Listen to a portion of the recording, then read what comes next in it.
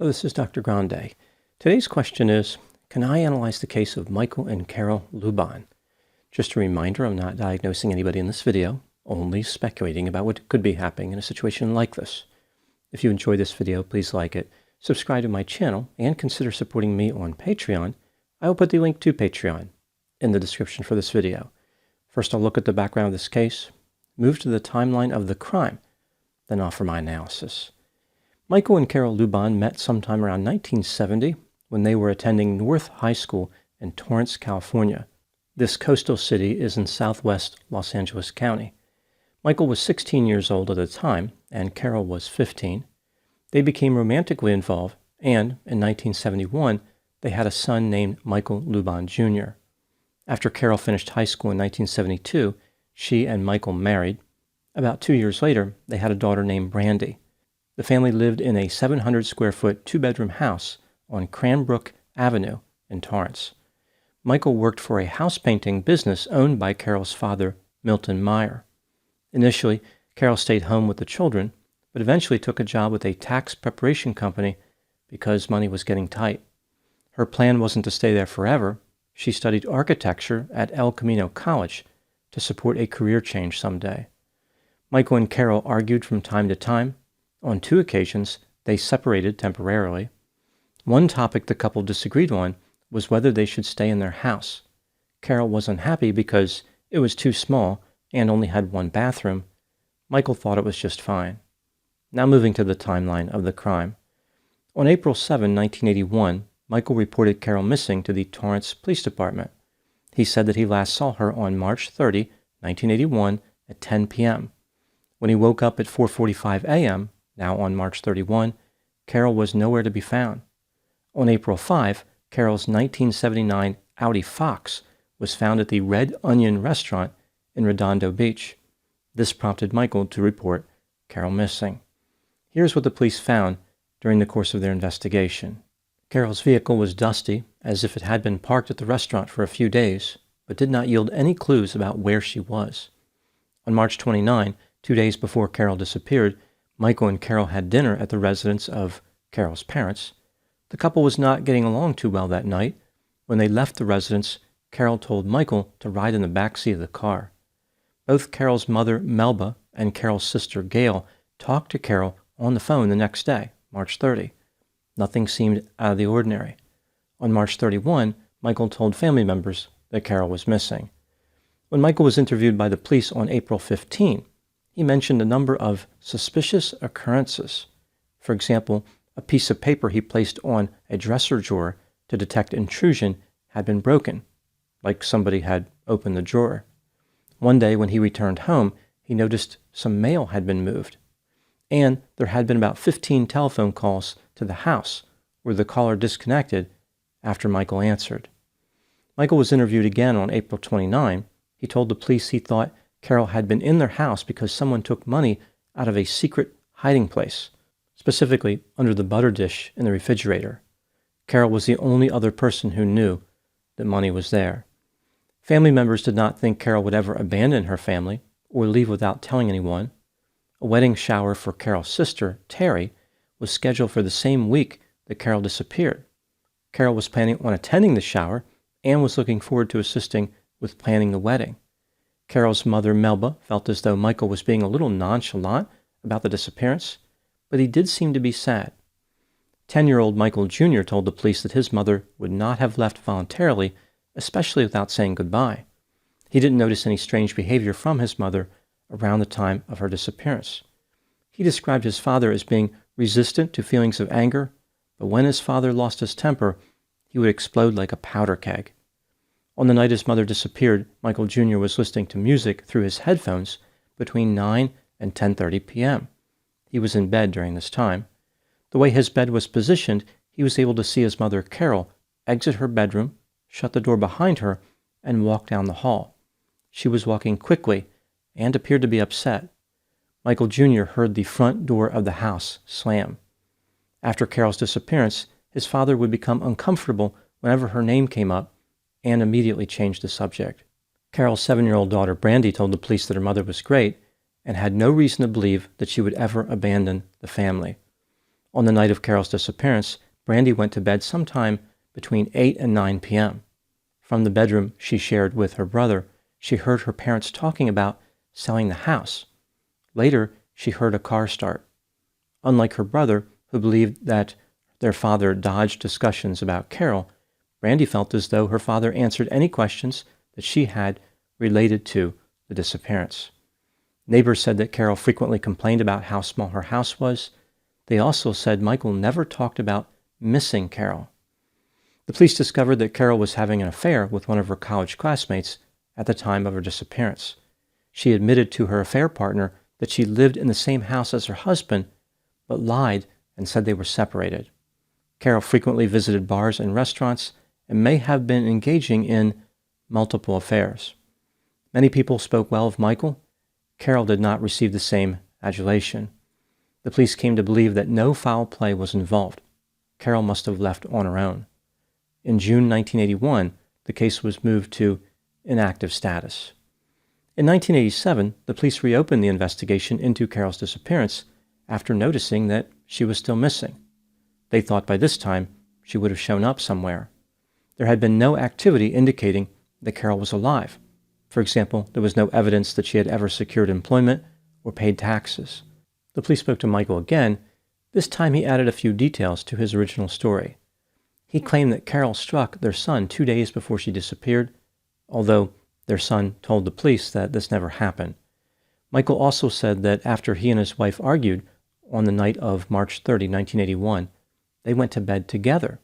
In his original story, Michael said he went to bed alone. Later, he heard Carol's car start and she drove away.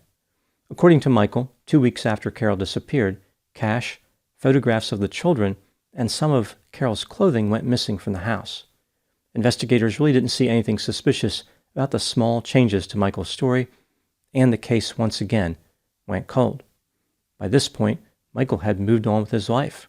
In February 1982, he started dating a woman named Carrie. They married in 1988 and went on to have 2 children. For some reason, Michael changed his last name to Clark, which had been his middle name. In 1997, Michael gave an interview to a local newspaper. He changed his story a little bit, saying that he heard the garage door go up on the morning Carol disappeared. In 2002, the police decided to take yet another look at Carol's disappearance. They noticed how Michael had made small changes in his story a few times, so they continued to investigate. They paid Michael a visit 8 years later in 2010, so they weren't exactly moving at light speed. Michael agreed to talk to the police without a lawyer and offered a new story about what happened. He said that on March 30, 1981, Carol tried to force him to sign a real estate contract to sell their house. She said to him, "You make my skin crawl." Michael last saw Carol when she was in the bathtub. At 1:30 a.m., now on March 31, he saw Carol drive away in her car. Michael could not remember anything about putting tape on a dresser drawer, which is what he had said before, but he did remember using other detection devices involving baby powder and putting paper on a door. The state felt as though the inconsistent nature of Michael's story was enough to convict him of murder. On April 13, 2011, Michael was arrested and charged with second-degree murder. The state offered Michael a chance to plead guilty to voluntary manslaughter, but he turned down the offer. His trial started in October 2012. Ultimately, Michael was found guilty. Before he was sentenced, he confessed to killing Carol, even though he had no agreement with the state. In January 2013, Michael was sentenced to 15 years to life in prison. In November 2021, at the request of the state, Michael's conviction was reduced from second-degree murder to voluntary manslaughter. He received a sentence of 6 years, which was the maximum available for that charge in 1981. Michael was immediately released because he had served more than 6 years. Now moving to my analysis. Here are my thoughts on a few areas that stood out to me in this case. Item number 1. Let's take a look at the confession that Michael offered to the state before his sentencing. Michael said that on March 30, 1981, he argued with his wife and she left the house. At 1:30 a.m., now on March 31, she returned. At this time, Carol told Michael that she was taking another man to her sister's wedding. Michael took this to mean that Carol was leaving him and became upset. Carol tried to comfort him by telling him that he would find someone else. Upon hearing this, Michael pushed Carol away, which caused her to fall and slam her head into a table. She died immediately. Michael later changed that part of the story and said he punched Carol one time hard, as opposed to pushing her. After realizing that she was dead, Michael panicked, mostly because of the murder part. He dropped Carol's car off at the Red Onion restaurant and disposed of her body in the ocean. Later, Michael said that he buried her body on land. So once again, there was a change to the story. It's difficult to know which parts of the story to believe and which parts to reject, but it seems clear that Michael was responsible for his wife's death. This brings me to item number 2. When Michael was charged with murder, he had not yet confessed to the crime. There were a lot of reasons to believe he would be found not guilty.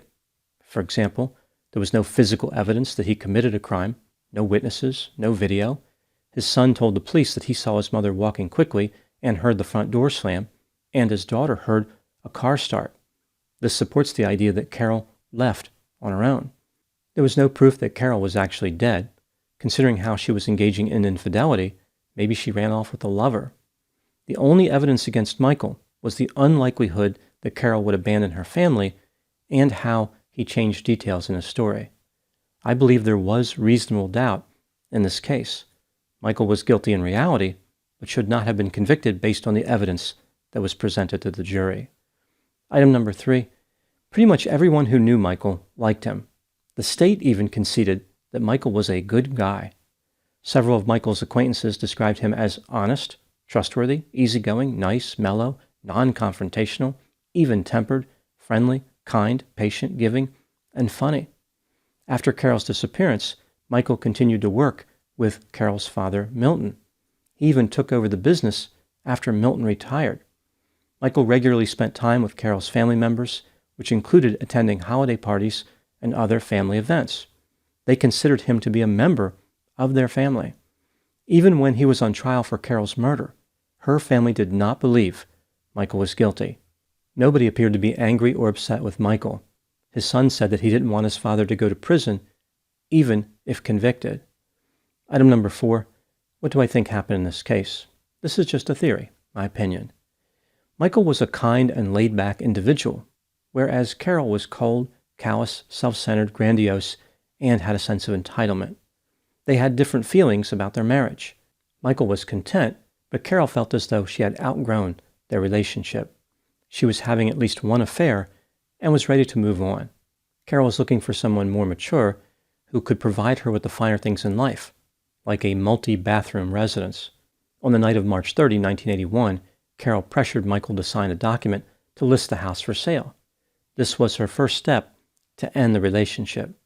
When he wouldn't budge, she returned to the house and tried to make Michael angry by revealing that she was having an affair. Michael's initial reaction was to have feelings of sadness.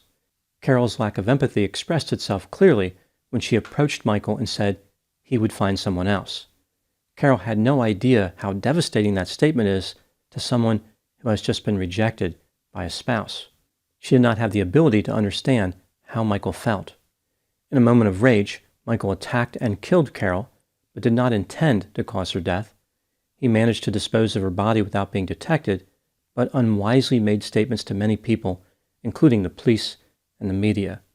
If he had simply remained silent, he never would have been arrested. There is the sense that Michael believed it was his destiny to be arrested. At one point, he hinted to the police about cooperating with them, as if he intended to confess. I think Michael was trying to reconcile his generally pro-social nature with his awful crime. He really wanted to tell somebody what he did, but he was not interested in going to prison. Now moving to my final thoughts. As I mentioned, many people empathized with Michael and felt sorry for him. It's rare to hear someone speak of a killer so generously. I can imagine his supporters saying something like, well, Michael may have killed someone, but did I mention how he's a nice guy? Like, really nice.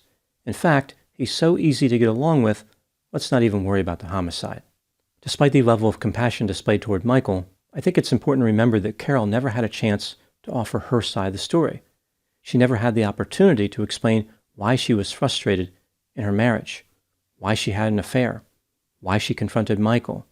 It's also possible that Michael did actually plan to kill her, but again, without Carol's side of the story, there's no way to know what happened. Even though Michael was an affable guy, he killed someone without justification and repeatedly lied about it. A person can be likable and be a killer at the same time. Those are my thoughts on the case of Michael and Carol Lubahn. Please put any opinions and thoughts in the comment section. They always generate an interesting dialogue. As always, I hope you found my analysis of this topic to be informative. Thanks for watching.